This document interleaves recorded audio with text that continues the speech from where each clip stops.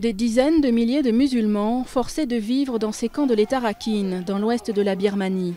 Séparés de leurs anciens voisins bouddhistes, la majorité d'entre eux sont des Rohingyas, une minorité persécutée et privée de nationalité par l'ancienne junte. De nombreux Birmans, y compris les bouddhistes de la minorité Rakhine, les accusent d'être des immigrés illégaux venus du Bangladesh voisin. Il n'y a pas d'ethnie Rohingya dans le monde, c'est juste un mot.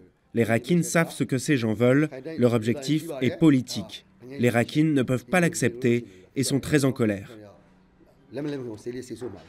Fin mars, la Birmanie va organiser son premier recensement en 30 ans, une source d'information primordiale qui pourrait aider les Rohingyas en leur permettant d'affirmer leur identité comme ils le souhaitent. Mais les défenseurs des droits de l'homme redoutent que l'opération ne provoque des remous. Les Rohingyas, en ce moment, ont peur que le recensement ne soit utilisé comme un moyen de répression pour créer des dossiers qui permettraient d'une manière ou d'une autre de leur refuser la citoyenneté. Quelques 800 000 Rohingyas vivent aujourd'hui confinés en État Rakhine. Les bouddhistes craignent qu'ils ne prennent un jour le contrôle de la région. Une situation tendue qui a dégénéré en violence. Plus de 200 personnes ont été tuées ici en 2012 et depuis, des milliers de musulmans ont pris le chemin de l'exil. Certains Rohingyas eux-mêmes ne sont pas convaincus de l'utilité du recensement.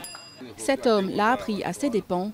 Il a été blessé en tentant d'empêcher des boat people musulmans de partir. Il est allé là-bas pour les empêcher de partir à l'étranger. Il leur a demandé de ne pas partir parce que nous devons participer au recensement.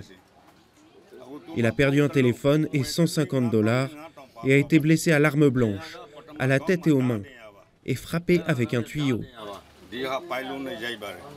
Le recensement soutenu par l'ONU va permettre de mieux appréhender un pays complexe aux multiples minorités ethniques. Mais en État Rakhine, il risque d'attiser les tensions dans une région déjà explosive.